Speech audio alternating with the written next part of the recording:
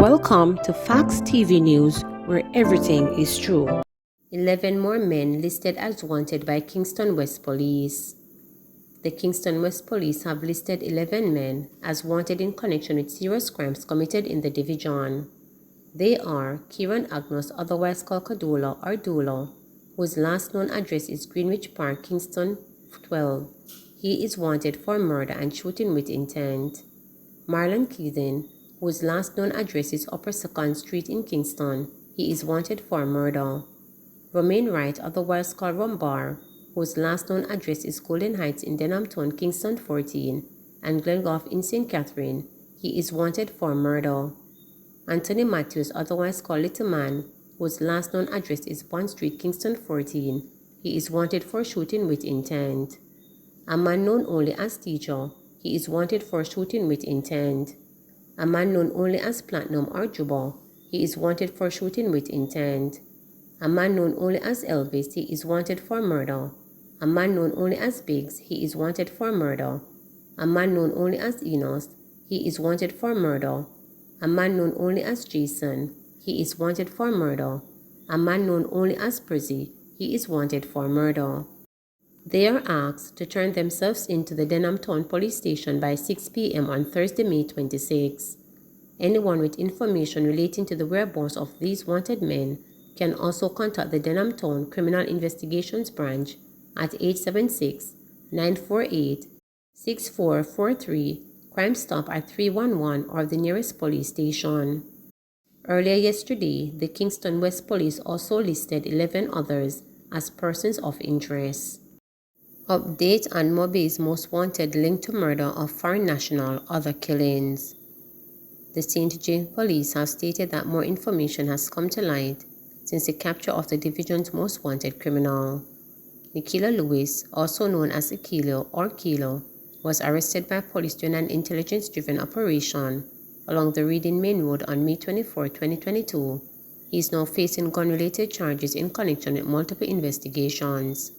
The 24-year-old, who hails from Grange Penelipot in St. James, is currently wanted for murder of Risha Shakes, which was committed on August 18, 2020, at Bugs Bunny in Lilliput. Additionally, he is wanted for the murder of Shavane Stevens and the wounding with intent of 3 others, which took place January 4, 2022, at Ocean Heights, also in Lilliput. The St. James Police have also named Lewis as a person of interest in connection with the murder of the National of the Dominican Republic, Maria Isabella Valdez, which took place on September 10, 2020, as she works at a bar in Lilliput. The murder of Lindell Wilson, committed on September 25, 2021 at Ocean Heights, Lilliput, a case of robbery with aggravation that was committed on September 25, 2021 at Ocean Heights, Lilliput. Lewis was featured recently on the JCF's Most Wanted Wednesday social media campaign and was listed on the National Wanted Persons list. Dozens NCB customers lose $18 million in cyber fraud attack.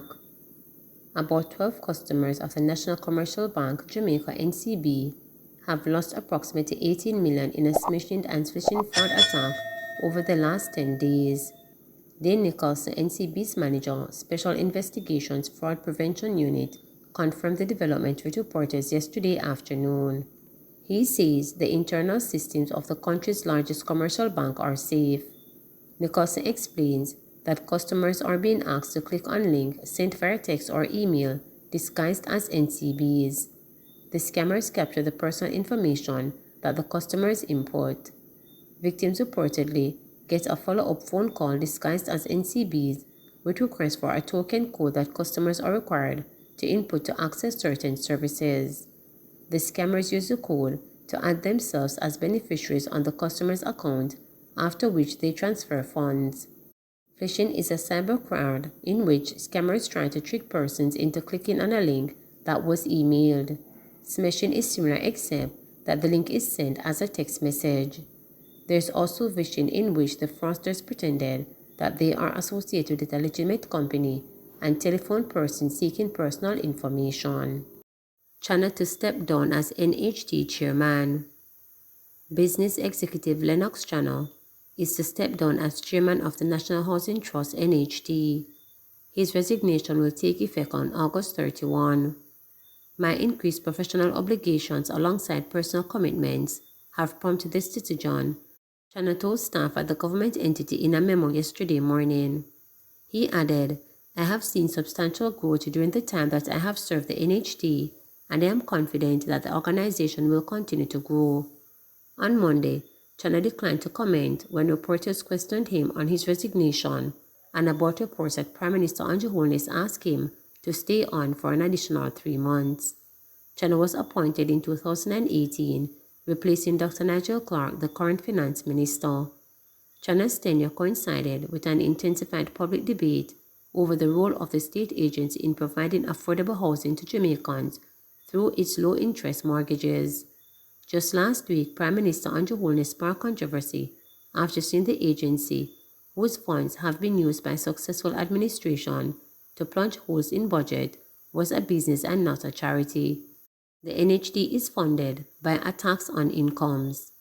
Chana is Group Vice President, Accounting and Administration of Jamaica Broilers Group, an agribusiness that specializes in chicken. 34 deaths as Fire Brigade receives more than 15,000 emergency calls in 10 months, says Mackenzie.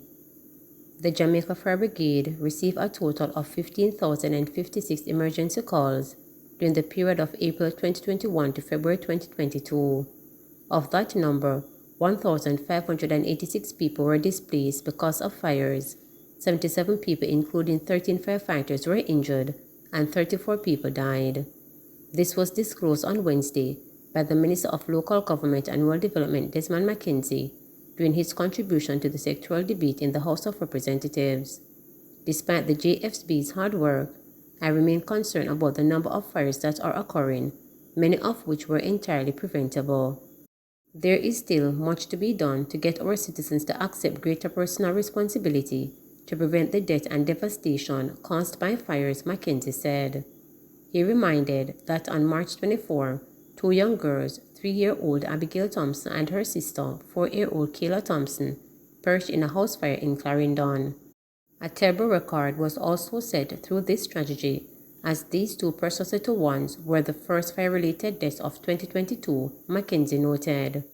He said this was why public education and outreach through the JFB's Community and Life Safety Program continues to be relevant and crucial. He shared that in the last financial year, 341 fire drills were conducted in schools, workplaces, and places of safety across the island. Meanwhile, Mackenzie is pleading with Jamaicans to desist from placing fake calls to the fire brigade. Every fake call to the JFB has the chance of causing damage and death because firefighters were diverted away from people who genuinely need help, he said.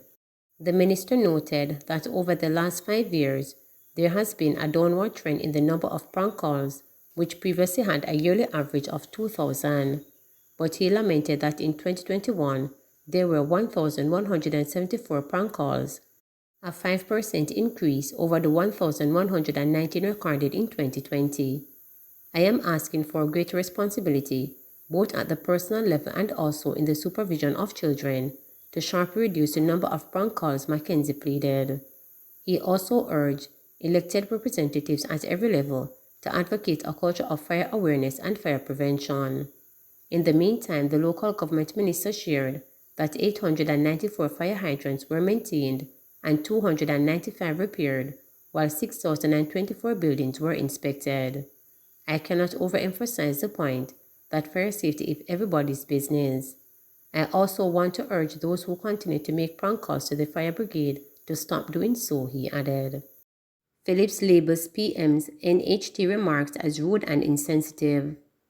Opposition spokesperson on housing Michael Phillips is describing a declaration from Prime Minister Andrew Holness that the National Housing Trust, NHT, is a financial institution and should not be seen as a charity by the working class as rude and insensitive. Holness said although the NHT was born out of concerns emerging from the labor movement and was initially capitalized by funds from the National Insurance Scheme, it is not for welfare. The NHT is first and foremost a financial institution to support the development of housing in Jamaica. There is an illogical thinking among our people where it believes that if we run our business as a charitable organization almost, that we will have the resources to be charitable. I want that point to sink in, he said while addressing the groundbreaking ceremony for the Union Acres housing development in Irwin St. James last Friday. Reacting, Phillips said Holness' comments were not only insulting to Jamaican workers and their trade unions, but were unwarranted and unfortunate, especially during working weeks. The NHT and its accomplishment represent the blood, sweat, and tears of the Jamaican working class through their compulsory contribution taken from salaries. It was the first site of the Mandela administration in 1975, which led to the establishment of the trust as a social contract partnership with workers and trade unions, and the workers accepted it as a way to buy a house not to receive charity. Phillips said any worker or trade union should be able to make proposals on making the NHT more responsive without being subject to verbal abuse and insults purely because the Prime Minister presides over the NHT policy making. I would encourage complete discussion and participation of an idea to better the trust, even if it does not meet the approval of any incumbent from either political party, but to disparage the institution and its accomplishments is a regressive approach and unbecoming of a head of government. The opposition spokesman said the Prime Minister does not need any reminder that in the 2017-2018 financial year, he signed an amendment to the NHT taking $11.4 billion annually from the trust to budgetary support for 4 financial years. Reminding the working class that the NHT was not a welfare institution is highly misplaced, argued Phillips. Please remember to subscribe, like, share, and click the notification bell for daily updates.